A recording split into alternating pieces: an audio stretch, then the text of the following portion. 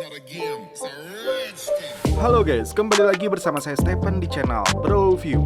Kali ini saya akan melanjutkan sequel dari film Breakout Brother. Dan sekarang kita masuk ke yang terakhir, yaitu ketiga.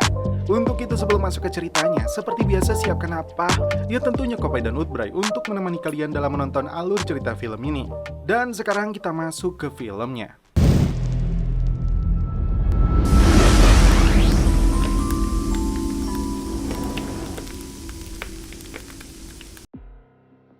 Di awal film, diperlihatkan di sebuah sel penjara digelar pertarungan 1 lawan 1 antara Martin dan seorang tahanan bernama Scar. Puluhan narapidana lainnya menyoraki mereka berdua. Sempat terkena pukulan telak, Mark kembali bangkit melakukan serangan balasan.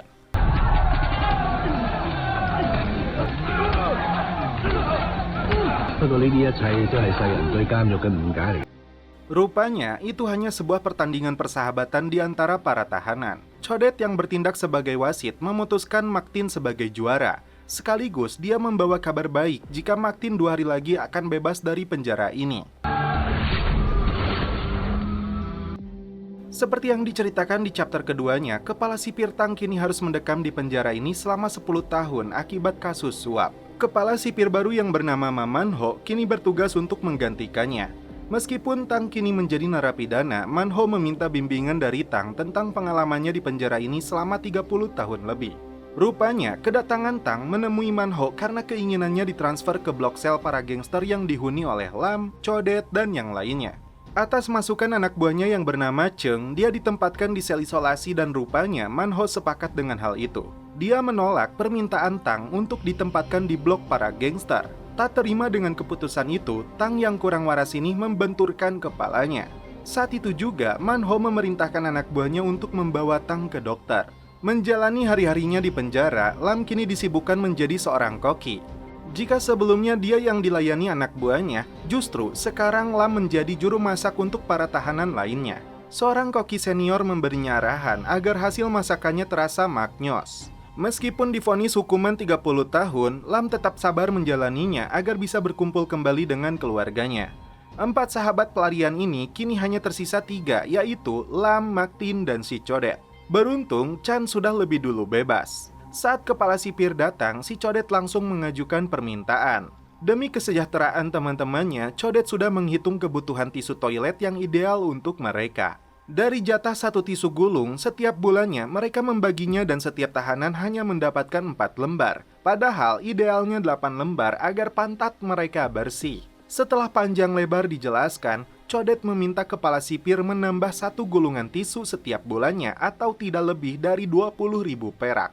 Ternyata permintaan sederhana itu tidak lantas disetujui kepala sipir.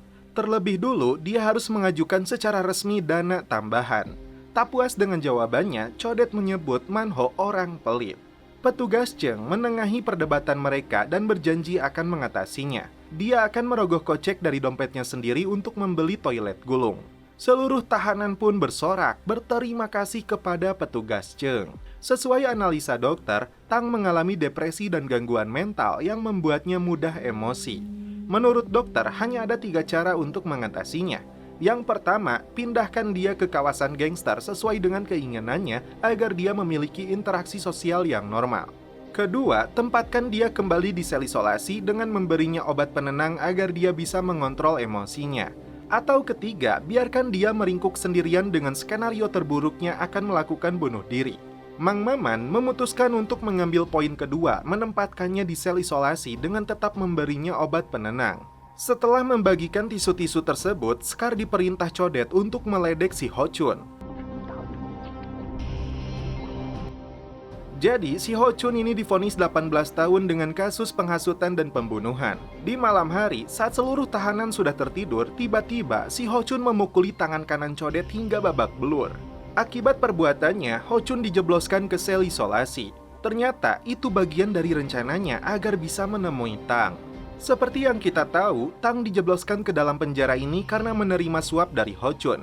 Berada dalam situasi yang sama, Ho Chun memiliki rencana untuk kabur dari penjara ini. Tang yang telah lama bertugas di penjara ini tentunya mengenal seluk-beluk penjara ini dan kelemahan sistemnya. Tang lalu bertanya apa untungnya bagi dia. Ho Chun yakin Tang tidak berada di tempat ini, jadi dia mengajaknya untuk sama-sama kabur. Satu hal yang dibutuhkan oleh Tang, kembalikan dia dulu ke blok para gangster. Itu karena Tang sangat berambisi untuk menyingkirkan Lam dan si Codet. Karena aset kekayaannya dibekukan, Ho Chun tidak mampu lagi untuk memberikan suap. Ada cara lain yang bisa dilakukan, yaitu lewat pertarungan. Dengan taruhan beberapa bungkus rokok, Ho Chun mengajukan dirinya untuk ikut dalam pertarungan. Codet menyetujuinya, lalu dipanggillah si pria besar bernama Biggie.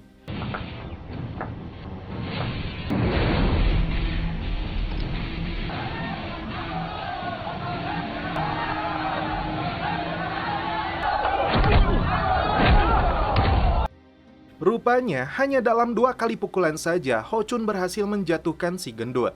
Giliran Scar yang turun, apalagi dia ingin melakukan balas dendam karena pemukulan yang dilakukan oleh Ho Chun.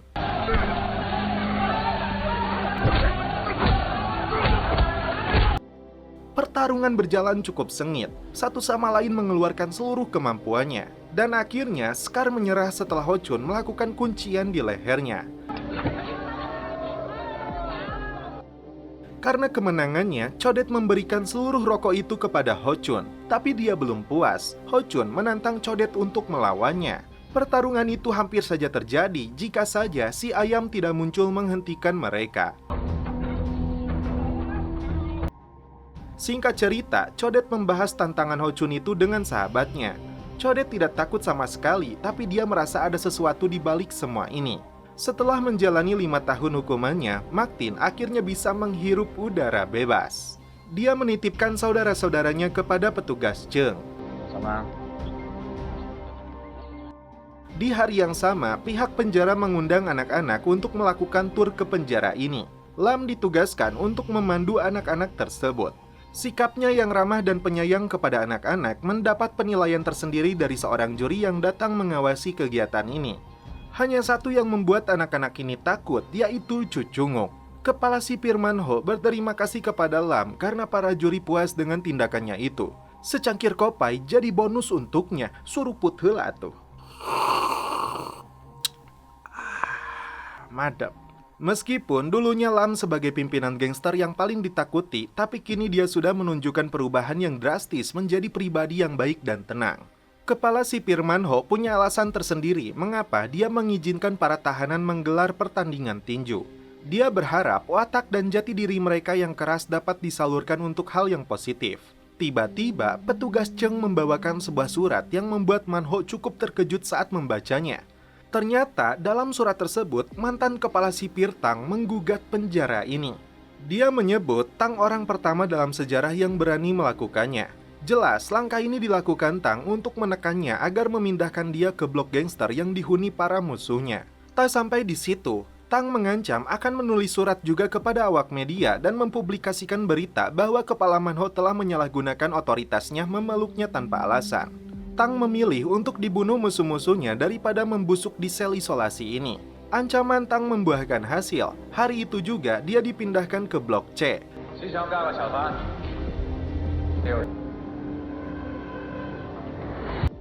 Saat masuk, para tahanan langsung mengepungnya. Petugas Cheng menyuruh mereka untuk menjaga sikap sebagai sesama tahanan. Mencegah hal yang tidak diinginkan, Lam dengan bijaknya menyambut kedatangan Tang meskipun raut wajah Tang menunjukkan sikap yang dingin. Codet dan Lam langsung menemui kepala sipir. Mereka tidak mengerti mengapa Tang ditempatkan di sel mereka, padahal Manho sendiri yang meminta mereka menjaga situasi dengan kondusif. Karena surat gugatan yang dia layangkan, kepala sipir tidak ada pilihan. Solusi satu-satunya yang dia sedang lakukan adalah memindahkannya ke penjara lain, tapi itu butuh waktu. Benar saja, serangan terhadap Tang dilakukan beberapa tahanan lainnya saat dia memasuki kamar mandi. Nasibnya beruntung setelah Lam datang menghentikan mereka. Tahanan ini marah karena ketika Tang menjabat, dia tidak diizinkan untuk menghadiri pemakaman ayahnya. Kepala sipir membawa kabar baik untuk seluruh tahanan. Manho meluncurkan kursus pendidikan untuk mengisi waktu luang mereka selama berada di penjara. Selain itu, ilmu yang akan mereka dapatkan ini dapat dipergunakan saat mereka kembali ke masyarakat. Si Codet langsung berdiri. Dia bertanya bagaimana mungkin ilmu itu akan bermanfaat di luar sana, sedangkan dia sendiri divonis seumur hidup. Saat Lam meminta bentuk kesejahteraan yang lebih nyata, Manho berjanji akan menerjunkan petugas pengendalian hama setelah Lam menemukan adanya kecoa. Lebih dari itu, Manho akan memberi asupan makanan yang jauh lebih bergizi. Khusus untuk si Codet, menurutnya selalu ada kesempatan untuk mengajukan pengurangan hukuman, bahkan pembebasan bersyarat bagi seluruh narapidana yang bersikap baik. Kabar buruk untuk Tang, kepala sipir telah mengajukan permohonan untuk segera mentransfernya ke penjara lain. Di keesokan hari, Ho Chun menagih janji Tang untuk rencana mereka kabur dari penjara ini. Tang berencana untuk memanfaatkan mobil catering yang mondar-mandir ke penjara ini setiap hari. Dia berjanji rencana ini akan dilakukan secepatnya. Sebelum itu, Ho Chun harus membantunya menyingkirkan musuh-musuhnya yang dapat menghalangi rencana ini. Di lapangan, Tang sengaja mencari masalah dengan tahanan lain. Dan tiba-tiba muncul Ho Chun langsung memukulnya. Untuk melerai keributan itu, Codet menarik si Ho Chun. Sebenarnya, ini jebakan untuk memancing Codet agar mau bertarung melawan Ho Chun. Taruhannya, dia yang kalah akan kehilangan satu tangannya. Dua sahabat Codet dan Lam yang telah bebas yaitu Maktin dan Chan datang mengunjungi mereka. Keempatnya membahas pertarungan 1 lawan 1 antara Codet dan Ho Chun. Mereka menilai Codet masuk ke dalam perangkap Ho Chun. Codet tentu saja tidak bisa menolaknya karena dia tidak ingin kehilangan muka di hadapan anak buahnya. Maktin khawatir ini berkaitan dengan Tang yang baru dipindahkan ke blok gangster. Kedua petarung ini menjalani latihan fisiknya sebelum hari pertandingan tiba. Si Codet yang lebih gemuk tampak lebih boyot dan mudah lelah. Di saat yang sama, petugas pengendali mengusir Cucunguk yang ikut menghuni sel para tahanan. Untuk menambah staminanya, Lam secara khusus memberikan asupan beberapa telur mentah yang harus dilek-lek si Codet. Codet mendapat surat dari pacar lamanya yang baru mengetahui jika dia divonis hukuman seumur hidup. Dia berharap Codet mau mengizinkannya untuk datang berkunjung setelah sekian lama dia menutup diri darinya. Tang menyusun kembali rencana jahatnya. Saat dia berada di ruang medis, diam-diam Tang mendengarkan dokter kalau dirinya akan rutin diberi obat penenang. Ternyata selama ini Tang mengelabui petugas karena obat-obat itu tidak dia telan.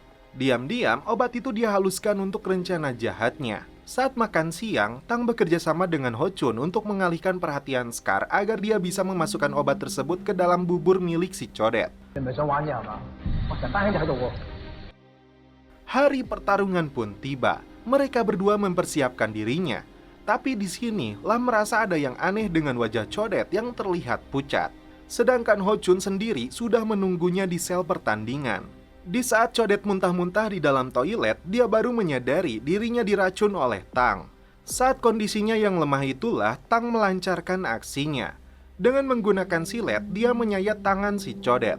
Tak cukup di situ, tindakan paling biadab dilakukan mantan kepala sipir ini menyayat leher Codet hingga saat itu juga Codet meregang nyawa.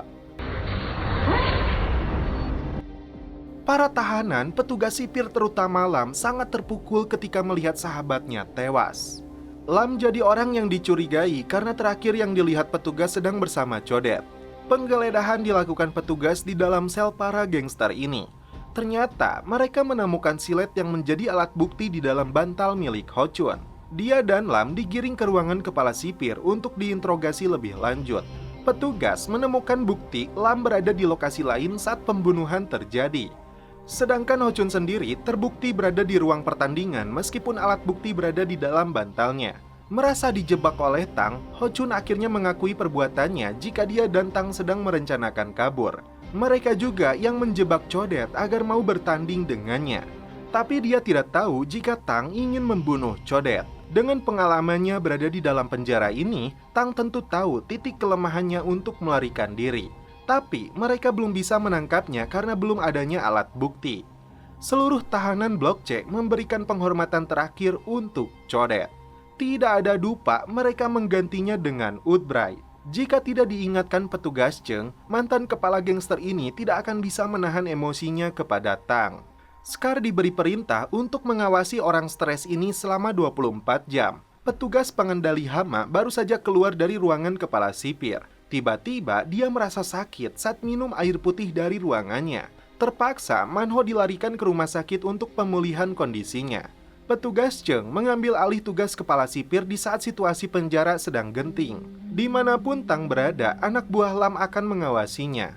Beberapa hari kemudian, Martin datang untuk mengambil barang-barang milik mendiang sahabatnya itu. Anehnya, petugas hama kembali datang ke penjara ini. Apakah mereka ada hubungannya dengan rencana jahat Tang? Lanjut, Tang meminta izin untuk menggunakan toilet. Seorang petugas masuk untuk mengawasinya. Merasa ada yang aneh, tak berselang lama, Lam masuk ke dalam toilet. Tak diduga, petugas itu tidak sadarkan diri, sedangkan Tang tidak ditemukan keberadaannya. Lam dan puluhan petugas melakukan pencarian. Tak ditemukan batang hidungnya di dalam, Lam berlari untuk mencegat mobil catering. Ternyata pembunuh itu tidak berada di dalamnya. Sesuai dugaan, rupanya Tang sedang menyamar menjadi petugas pengendali hama. Dibantu mereka, Tang mencoba melarikan diri tapi ternyata pintu keluar tidak bisa dibuka karena petugas Cheng telah menutup seluruh akses keluar masuk. Tidak ada pilihan, Tang menampilkan dirinya di depan CCTV seakan menyandera petugas Wai dan dua pengendali hama itu. Ho Chun dan Martin yang sedang bersama petugas Cheng tidak percaya jika dua petugas itu sebagai sandera. Mereka terbukti baru keluar dari ruangan sipir saat Manho keracunan. Mark pun mencurigai petugas Wai yang mencurigakan. Itu didasari karena dialah yang menemukan silet tersebut. Selain itu, dia juga yang bertugas melakukan pemeriksaan untuk tamu yang masuk. Merasa yakin mereka berempat telah berkomplot, Cheng dan tim berencana untuk menjebak mereka. Rupanya, petugas Wai terpaksa mengikuti keinginan Tang agar bisa melunasi cicilan hutangnya yang membengkak. Menyadari terbuka kedoknya, Tang kemudian menyandera beberapa tahanan termasuk si ayam di dalam ruangan dapur. Tidak ingin berdiam diri, Lam menyerahkan dirinya untuk ikut dijadikan sandera. Penjahat ini memaksa Cheng untuk menyiapkan mobil, jika tidak, satu persatu sandera mereka akan dibunuh. Mengetahui tim taktis telah mengepung tempat ini, Tang kembali mengeluarkan ancaman dengan menembak kaki Scar. Sementara itu, Mark yang mengetahui detail bangunan ini menyelinap melalui lubang ventilasi. Dengan menggunakan kaleci, Mark memberi kode kepada Lam. Tang sudah tidak sabar berniat membunuh para sandera.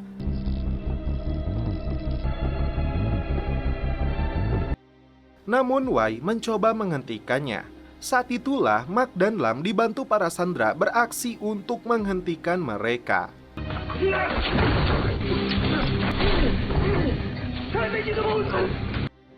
Mark berhasil melumpuhkan si Wai, sedangkan Lam terlibat perkelahian dengan Tang. Akhirnya, Lam berhasil melumpuhkan si Tang dan menodongnya dengan pistol. Emosinya memuncak, dia ingin membalaskan dendam kematian sahabatnya, namun beruntung Martin berhasil mencegahnya. Karena kasus pembunuhan terhadap Codet, mantan kepala sipir Tang divonis seumur hidup. Sedangkan Wai yang terbukti sudah membantunya mendapat hukuman penjara 20 tahun. Dan setelah itu, film pun berakhir. Oke guys, terima kasih yang sudah menonton sampai akhir. Salam penutup seperti biasa dari kami. Mohon maaf bila ada kata-kata yang kurang berkenan di hati kalian. Mohon dimaafkan ya. Salam perfilman duniawi. Keep enjoy.